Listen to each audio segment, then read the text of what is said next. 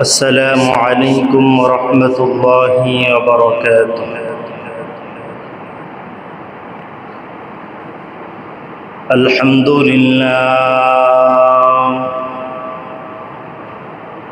الحمد لله نحمده ونستعينه ونستغفره ونعوذ بالله من شرور أنفسنا ومن سيئات أعمالنا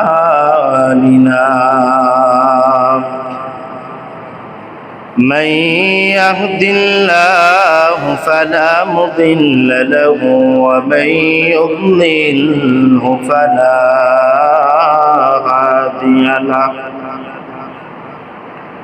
ونشهد أن لا إله إلا الله وحده لا شريك له ونشهد أن سيدنا وسندنا وحبيب ربنا وطبيبنا وطبيب قلوبنا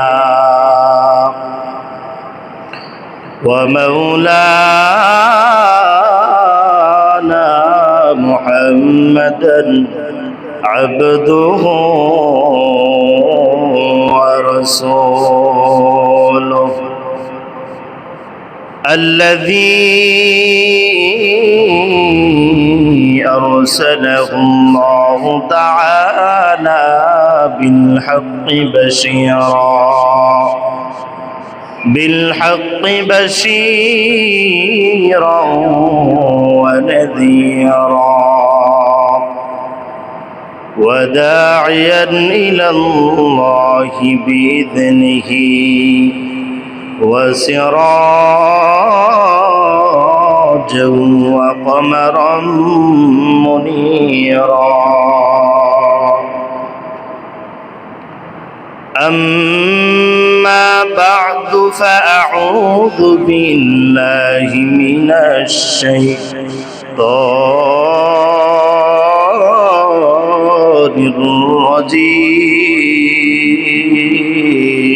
الرجيم بسم الله الرحمن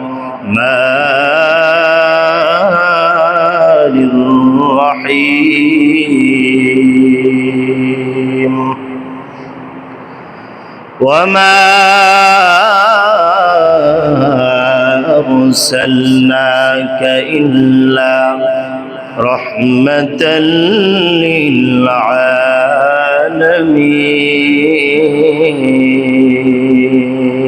للعالمين وقال تعالى إن الله وملائكته يصلون على النبي يا أيها الذين آمنوا صلوا عليه وسلموا تسليما وقال رسول الله صلى الله عليه وسلم لا يؤمن أحدكم حتى أكون أحب إليه من والده وولده والناس أجمعين أو كما قال عليه الصلاة والسلام ربي زدني علما ربي زدني علما رب اشرح لي صدري ويسر لي أمري واحلل عقدة من لساني يفقهوا قولي رخسار سے برقع کا ذرا پردہ اٹھا دو رخسار سے برقع کا ذرا پردہ اٹھا دو للہ مجھے حسن خدا داد دکھا دو للہ مجھے حسن خدا داد دکھا دو اے بحر کرم صدقہ حسین بن علی کا اے بحر کرم صدقہ حسین بن علی کا پیاسا ہو مجھے شربت پیدار پلا دو پیاسا ہو مجھے شربت دیدار پلا دو میں دور ہو مجبور ہو اے سید عالم میں دور ہو مجبور ہو اے سید عالم دیدار دکھاتے نہیں آواز سنا دو دیدار دکھاتے نہیں آواز سنا دو دنیا کی بھی اور دین کی بھی اپنے کرم سے دنیا کی بھی دین کی بھی اپنے کرم سے بگڑی ہوئی باتوں میری آج بنا دو بگڑی ہوئی باتوں میری آج بنا دو الحمدللہ সুম্মা আলহামদুলিল্লাহ। মহান আল্লাহ পাকের দরবারে অসংখ্য গণিত শুকর সুজুদ যে মহান আল্লাহ রব্বুল আলামিন আমাদেরকে মহান এক মাসে মহান এক দিনে আগে আগে মসজিদে আসার বসার কিছু কথা বলার আমলের নিয়তে শোনার তৌফিকটুকু দান করেছেন। এজন্য ওই মহান রব্বে পাকের দরবারে শুকরিয়া তান সকলের অন্তঃস্থল থেকে একবার জোরে সুরে আওয়াজ করে বলি আলহামদুলিল্লাহ। মুআজ্জাজ মুহতারাম সম্মানিত মুসল্লিয়ানে কেরাম, বর্তমানে যে মাসটা চলতেছে সেটা হলো রবিউল আউয়াল মাস। এই মাসে আমাদের প্রিয় হাবিব আমাদের অন্তরের অন্তঃস্থলের সবচেয়ে মহাব্বতের নয়নমণি হযরত মুহাম্মদ মুস্তাফা সাল্লাল্লাহু আলাইহি ওয়াসাল্লাম এই মাসে আগমন করেছেন। আজকে হলো এই রবিউল আউয়াল মাসের প্রথম জুমআ। আল্লাহ পাকের দরবারে অসংখ্য অগণিত শুকর যে আল্লাহ তাআলা শুকরিয়া আদায় করলাম, এরপরও আরো হাজার হাজার বা শুকরিয়া আদায় করি এজন্য যে মহান আল্লাহ তাআলা আমাদেরকে এই নবীর উম্মত বানিয়েছেন। অনেক নবী এই নবীর উম্মত হওয়ার জন্য আল্লাহর কাছে আরজি করছেন। শেষ পর্যন্ত কার আরজি কবুল হয়েছে? হযরত ঈসা আলাইহিস সালাতু ওয়াস সালাম। তিনি আসবেন কিয়ামতের আগ মুহূর্তে, নবী হয়ে নয়, আমাদের নবীর উম্মত হিসেবে আসবেন। তো আমাদেরকে আল্লাহ তাআলা বিনা চাওয়ায় বিনা আরজিতে যে আল্লাহ তাআলা এই নবীর উম্মত বানিয়েছেন, বিশ্ব নবীর উম্মত বানিয়েছেন, জগৎ সময়ের নবী ওনার উম্মত বানিয়েছেন, এজন্য আবারও শুকরিয়া জ্ঞাপন করি আলহামদুলিল্লাহ। মুআজ্জাজ মুহতারাম সম্মানিত মুসল্লিয়ানে কেরাম, আমাদের নবী আকরাম সাল্লাল্লাহু আলাইহি ওয়াসাল্লাম উনি হলো সরদার, সকল নবী এবং রসুলগণের কি সরদার। উনি হলেন দুজাহানের বাদশাহ। সামনে আসতেছে আমরা যেটাকে বলে থাকি মিলাদুন নবী। মিলাদ অর্থ হলো কি? নবী আকরাম সাল্লাল্লাহু আলাইহি ওয়াসাল্লামের জন্মকে আমরা মিলাদুন নবী বলে থাকি। মিলাদ অর্থ হলো জন্ম। আর ঈদ সাথে যুক্ত করা হয় যেহেতু নবী আকরাম সাল্লাল্লাহু আলাইহি ওয়াসাল্লামের জন্মের কারণে সকল দুনিয়ার সকল মাখলুকাত খুশি হয়েছে, আমরাও খুশি। এই খুশিটাকে আরবিতে বলা হয় ঈদ, অর্থাৎ মিলিয়ে হলো ঈদে মিলাদুন নবী সাল্লাল্লাহু আলাইহি ওয়াসাল্লাম। তো মিলাদ অর্থ হলো জন্ম। আজকে এই নবী আকরাম সাল্লাল্লাহু আলাইহি ওয়াসাল্লাম জন্ম নিয়ে অল্প কিছুক্ষণ আলোচনা করব। যে জন্মটা পুরা দুনিয়ার যত মাখলুকাত আছে সব কিছুর থেকে আলাদাভাবে হয়েছে। আমাদের নবীর জন্মটা এত সম্মানিতভাবে হয়েছে। উনি দুনিয়াতেও আসছেন একেবারেই অন্যান্যদের থেকে আলাদাভাবে, গেছেনও আলাদাভাবে। আসছেন সম্মানিতভাবে, গেছেনও সম্মানিতভাবে। এই আল্লাহ তাআলার সৃষ্টির মধ্যে কোনো প্রাণীর, কোনো মানুষের, কোনো মানবের জান কবজের সময় আজরাইল আলাইহিস সালাতু ওয়াস সালাম আয়েশা অনুমতি নেয় নাই, কিন্তু আমার নবীর মৃত্যুর সময় আগে আয়েশা অনুমতি নিছেন। ইয়া রাসূলুল্লাহ, ইয়া হাবিবাল্লাহ, আল্লাহ তাআলা চাইছেন আপনি যাবেন কিনা, যদি যান তাহলে আমি আপনার রূহ মোবারক কবজ করব, যদি না চান তাহলে করব না। কত বড় সম্মানিত ব্যক্তি। ওনার জন্ম আরবের সবচেয়ে সম্ভ্রান্ত বংশের মধ্যে আল্লাহ তাআলা জন্মদান করেছেন। বনু হাশেম গোত্র, পিতার নাম হলো আব্দুল্লাহ। কত সুন্দর নাম। আব্দুল্লাহর এখনো বিবাহ হয় নাই।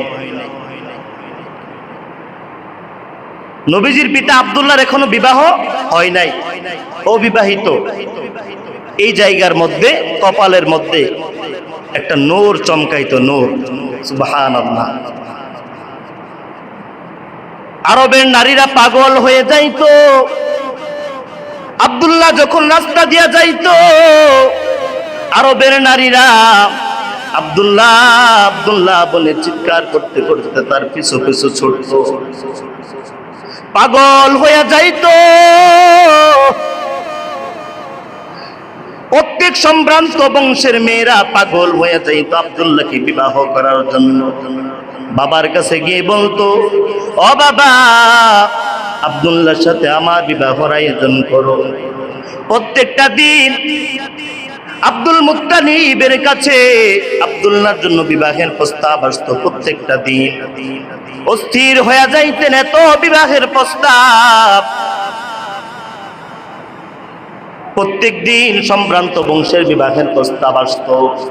আব্দুল্লাহর কপালে নূরের জন্য মহিলারা পাগল পারা হয়ে যাইত। আব্দুল মুত্তালিব ডাক দিয়ে বলে, হে আরবের নারীরা, হে আরবের রমণীরা, আরো তো ছেলে মেয়ে আছে, আরো ছেলে আছে, আরবের মধ্যে আরো সম্ভ্রান্ত ছেলে আছে, তো তোমরা কেন আব্দুল্লাহর জন্য পাগল হইছো? রমণীরা উত্তর দেয়, হে আব্দুল্লাহর আব্বা আব্দুল মুত্তালিব, আপনার ছেলের কপালের মধ্যে একটা কি যেন চমকায়, এইটা দেখে আমরা রমণীরা সহ্য করতে পারি না, পাগল হইয়া যায়, পাগল। এজন্য আমি আব্দুল্লাহকে বিবাহ করতে পাগল হইয়া গেছি। মুসল্লি ভাইয়েরা, এই নূরটা কি জানো? যে একটা জিনিস চমকাইত সেটাই হলো আমাদের নবী সাল্লাল্লাহু আলাইহি ওয়াসাল্লাম। বিবাহের আয়োজন হলো জেনতেন মহিলার সাথে নয়, সব থেকে সম্ভ্রান্ত, সব থেকে পরহেজগার, মুত্তাকিনী মহিলা আম্মাজান আমেনা রাদিয়াল্লাহু আমেনার সাথে বিবাহ বন্ধনের ব্যবস্থা করা হলো। বিবাহ বন্ধন হয়ে গেল। 3 দিন আব্দুল্লাহ ঘর থেকে বের হয় না, বিবাহের কারণে বের হয় না। 3 দিন পরে যখন আবার পথ দিয়ে বের হলো আব্দুল্লাহ, রমণীরা আবার কানাঘুষা করতে লাগলো, এই শুনছুস নি আব্দুল্লাহ নাকি আবার বের হয়েছে, চল চল দেখে আসি, আব্দুল্লাহকে একটা নজর দেখে আসি, চল। রমণীরা আবার বের হয়ে আব্দুল্লাহর সামনে যায়, আব্দুল্লাহর চেহারাটার দিকে একবার তাকায় আর তাকাই না, চলে যায়, ফিরা চলে যায়। আব্দুল্লাহ ডাক দিয়ে বললে, হ্যাঁ রমণীরা, তোমরা আমার সাথে এমন কেন করতেছো? রমণীরা ডাক দিয়ে বলল, হ্যাঁ আব্দুল্লাহ, আমরা এতদিন তোমার দেহের পাগল ছিলাম না, তোমার কপালের মধ্যে একটা নূর চমকাইতো, নূর, এই নূরটাকে দেখে আমরা পাগল হয়েছিলাম। তুমি এখন বিবাহ বন্ধনে আবদ্ধ হয়ে গিয়েছো, 3 দিন থাকছো, 3 দিন পরে দেখা যায় তোমার কপালে আর নূরটা নাই। এজন্য আমরা রমণীরাও তোমার জন্য এখন আর পাগল না। সুবহানাল্লাহ। এই নূরটা স্থানান্তর হয়ে আমেনার পেটের মধ্যে চলে গেল। যখন আমেনার পেটের মধ্যে চলে গেল, পেটের মধ্যে যখন সন্তান আসলো, সাথে সাথে মার শরীর থেকে ঘ্রাণ শুরু হয়ে গেল। এমন এক ঘ্রাণ, যেই ঘ্রাণ আরববাসী কখনো শুনে নাই। পুরা আরব নাড়াচাড়া পড়ে গেল। আব্দুল্লাহ ব্যবসা বাণিজ্যের উদ্দেশ্যে যখন সন্তান জন্ম হওয়ার আগেই যখন ব্যবসা বাণিজ্যের উদ্দেশ্যে রওনা হলো, সেখানেই প্রতিমধ্যেই মারা গেল। আমেনা বিধবা হয়ে গেল। তখনকার আরবের মধ্যে একটা প্রচলন ছিল, কোনো বিধবা মহিলা কোনো ঘ্রাণ, কোনো সুগন্ধি ব্যবহার করতে পারবে না, এটা নিষেধ ছিল। আমেনার শরীর থেকে এত সুন্দর ঘ্রাণ, যেখান দিয়ে যায় সকল মহিলারা ঘ্রাণ শুনে শুনে পিছনে পিছনে হাঁটে। পুরো আরবের মধ্যে একটা থমথম অবস্থা। আব্দুল মুত্তালিবের কাছে বিচার আসলো যে আপনার ছেলে তো দুনিয়ার জমিনে নাই, আপনার পুত্রবধূ কেন এত সুগন্ধি দিয়ে রাস্তা দিয়ে হাঁটে? আব্দুল মুত্তালিব বাড়িতে আইসা ওনার স্ত্রীকে ডাক দিয়া বলে, হে শুনশুনি, তোমার ছেলের বউ তো এই অবস্থা, মানুষ আমার কাছে বিচার দিছে। আব্দুল্লাহর মাও সাথে সাথে ডাক দিয়ে বলল, হে আব্দুল্লাহর বাবা, আসলে তো কথাটা ঠিক। যখন আমেনা গোসল থেকে বের হয়, আমি যখন আমেনার পরে গোসলখানায় যাই, মনে হয় যে আমি একটা সুগন্ধের সাগরের মধ্যে প্রবেশ করতেছি। সুবহানাল্লাহ। দুজন মিলে আমেনাকে ডাক দিল, হে মা, এদিকে আসো, তোমার স্বামী তো দুনিয়ার জমিনে নাই, তোমার স্বামী তো এখন দুনিয়ার জমিনে নাই। তুমিও তো জানো আরবের মধ্যে একটা নিষেধাজ্ঞা আছে, কোনো বিধবা মহিলা কোনো সুগন্ধি 1 বছর পর্যন্ত ব্যবহার করতে পারবে না। তুমি কি এমন সুগন্ধি ব্যবহার করো যে সুগন্ধি শোনার জন্য আরবের সকল মহিলারা পাগল হয়ে যায়? ছোট্ট ছোট্ট বাচ্চাগুলো তোমার পিছনে ছুটে। কি এমন সুগন্ধি, যেই সুগন্ধি আরবের মানুষ কখনো শুনে নাই? আমেনা ডাক দিয়ে বলল, আমার শ্বশুর বাবা, শুনে খোদার কসম করে বলি, আমি আমার শরীরে কখনো কোনো সুগন্ধি ব্যবহার করি নাই, আমার শরীরে কোনো সুগন্ধি নাই। তিনি কোনো কথা না বললে ওই মা বাবার সামনে একটু থুতু নিক্ষেপ করলেন। তখন বললেন, দেখেন আমি থুতু ফালাইলো, আমার থুতুর থেকেও ঘ্রাণ আসতেছে। সুবহানাল্লাহ। যে আমার শরীর থেকে যে ঘ্রাণটা আসতেছে, এটা আমি সুগন্ধি মাখি নাই, আমি থুতু ফেললেও আমার থুতুর থেকে ঘ্রাণ আসে। আমার গর্ভের মধ্যে যেদিন থেকে সন্তান আসছে, সেদিন থেকে আমার শরীর থেকে এমন এক আশ্চর্যজনক সুঘ্রাণ বের হইতে আছে। মা, ও বাবা, শুধু তাই নয়, যখন আমি রাস্তা দিয়া যাই, গাছপালাগুলো আমাকে সালাম দেয় আর ডাক দিয়ে বললে, হে আমেনা, আসসালামু আলাইকি ইয়া আমেনা। হে আমেনা, তুমি কি জানো তোমার গর্ভের মধ্যে কে আছে? তোমার গর্ভের মধ্যে যেন তেন সন্তান নয়, তোমার গর্বের মধ্যে যিনি আছেন তিনি হলো দু জাহানের বাদশা সরদারে আলম হযরত মুহাম্মদ মুস্তাফা সাল্লাল্লাহু আলাইহি ওয়াসাল্লাম। এ মা, হে বাবা, শুধু তাই নয়, আকাশের যেই মেঘমালাগুলো আছে সেগুলো আয়েশা আমাকে ছায়া দান করতে থাকে আর সালাম দিতে থাকে, সালাম দিতে থাকে। মরুভূমিতে যখন যায়, রোদের তাপে মরুভূমির পাথরগুলো উত্তপ্ত হয়ে থাকে, যখন আমি পাড়া দেওয়ার সময় পাথর আমাকে সালাম দেয়। হ্যাঁ আমেনা, তুমি কি জানো তোমার গর্বের মধ্যে কে আছে? তোমার গর্বের মধ্যে যেমন তেমন লোক নয়, তোমার গর্বের মধ্যে হলো দু জাহানের সরদার হযরত মুহাম্মদ মুস্তাফা সাল্লাল্লাহু আলাইহি ওয়াসাল্লাম। সুতরাং তুমি দু জাহানের বাদশাকে পেটে নিয়ে আছো, আর তুমি পাড়া দিয়ে উত্তপ্ত পাথরের মধ্যে পাড়া দিয়ে কষ্ট পাইবে, আমি পাথর সহ্য করতে পারবো না। সুতরাং তুমি পাড়া দেওয়ার সাথে সাথে আমি উত্তপ্ত পাথরটা ঠান্ডা শীতল হইয়া তোলার মতো হয়ে গেলাম। সুবহানাল্লাহ। এ মা, বাবা গো, শুধু তাই নয়, যখন কুয়ার কাছে যায়, সন্তান যখন থেকে আমার গর্ভের মধ্যে আসলো তখন থেকে আজ পর্যন্ত আমার কুয়া থেকে রশি দিয়ে পানি ওঠাতে হয় নাই। যখন আমি কুয়ার কাছে যাই, পানিগুলো উঠে আসে, উঠে আইসা আমাকে সালাম দেয়, আসসালামু আলাইকি আমেনা। হে আমেনা, তুমি কি জানো তোমার গর্ভের মধ্যে কে আছে? তোমার গর্ভের মধ্যে হলো দু জাহানের সরদার মুহাম্মদ সাল্লাল্লাহু আলাইহি ওয়াসাল্লাম। পানিগুলো উঠে আসে আর বলতে থাকে, তুমি কষ্ট করে কেন রশি দিয়ে পানি উঠাইবা? আমি পানি তোমার জন্য উঠে গেলাম, তুমি কেন কষ্ট করে আসলা? তুমি যদি একবার বলতে আমি পানি নিজে তোমার বাড়ি পর্যন্ত চলে যেতাম। সুবহানাল্লাহ। আমেনা, আমি পানি নিজে নিজে উঠে আসলাম, এখন তোমার কলসি তুমি ভর্তি করে পানি নিয়ে যাও। আমেনার বান্ধবীগুলো, ওই আরবের মহিলারা আয়েশা বলতে থাকে, আমেনা, তোমার পেটের মধ্যে জানো নি কে আছে? তোমার পেটের মধ্যে হলো দু জাহানের বাদশা। হ্যাঁ আমেনা, আমরাও কূপ থেকে পানি নিতে আসছি। আমেনা রে,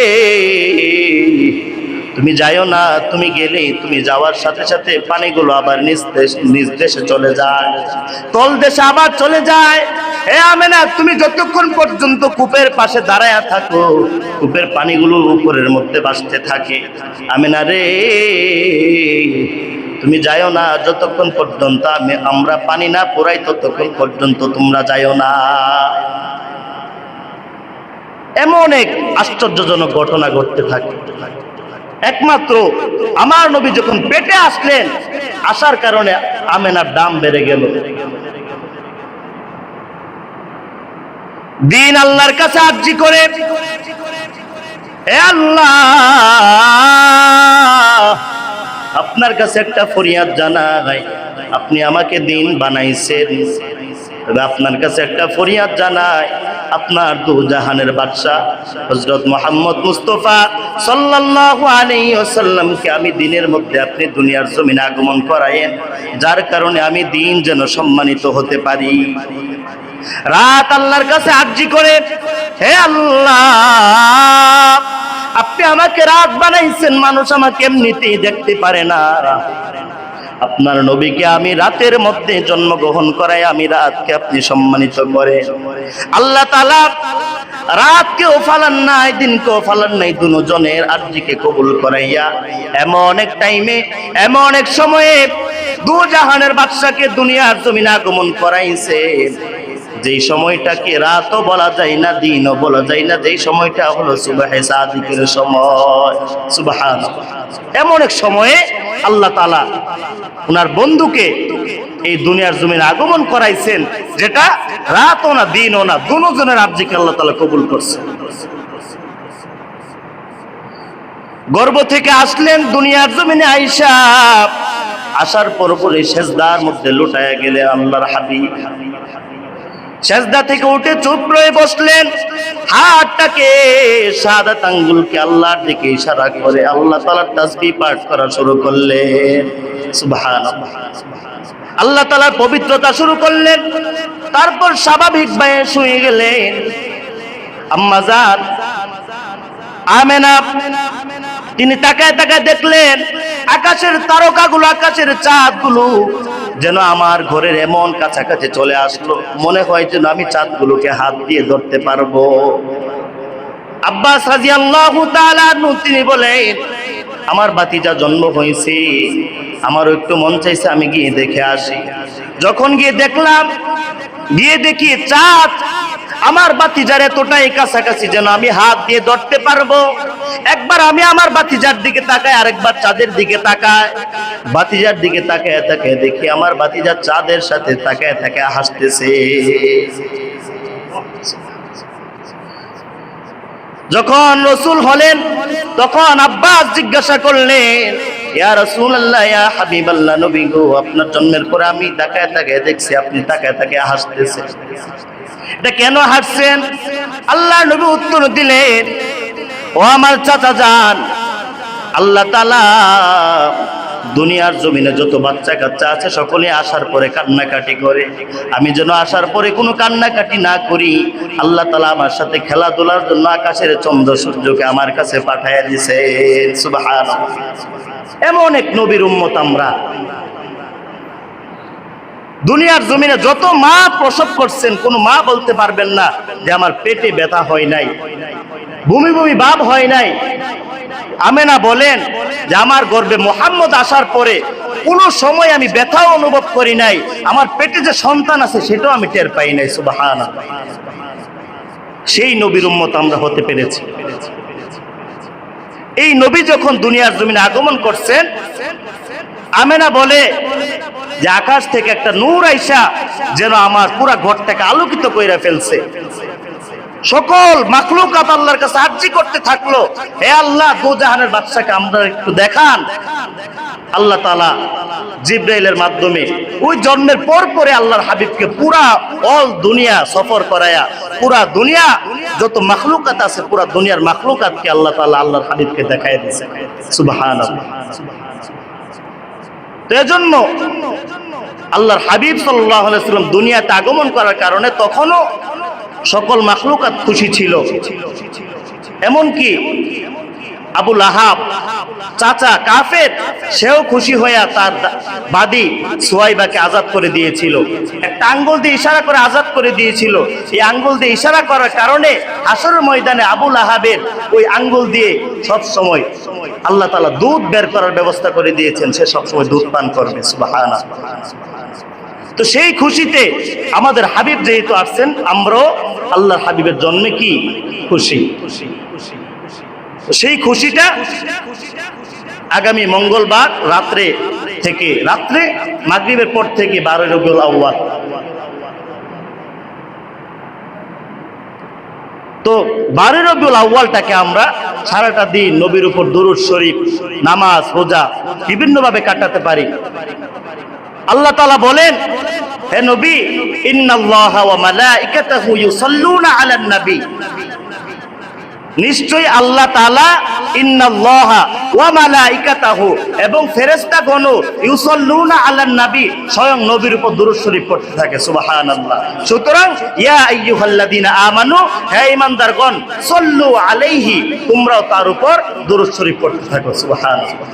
এজন্য বেশি বেশি দুরূদ শরীফ পাঠ করব, যেটাকে আমরা বলে থাকি ঈদে মিলাদুন নবী। অনেক আছেন ঈদে মিলাদুন নবীর দিন গান বাজনা, বিভিন্ন নাচ গান, মদ পান বিভিন্ন করে কাটান না, এগুলো ঠিক না। এগুলো নবীজিরও বিরোধী, শরিয়ারও বিরোধী। আমরা নবীর সম্মানে আঘাত লাগে এরকম কোনো কাজ আমরা করব না।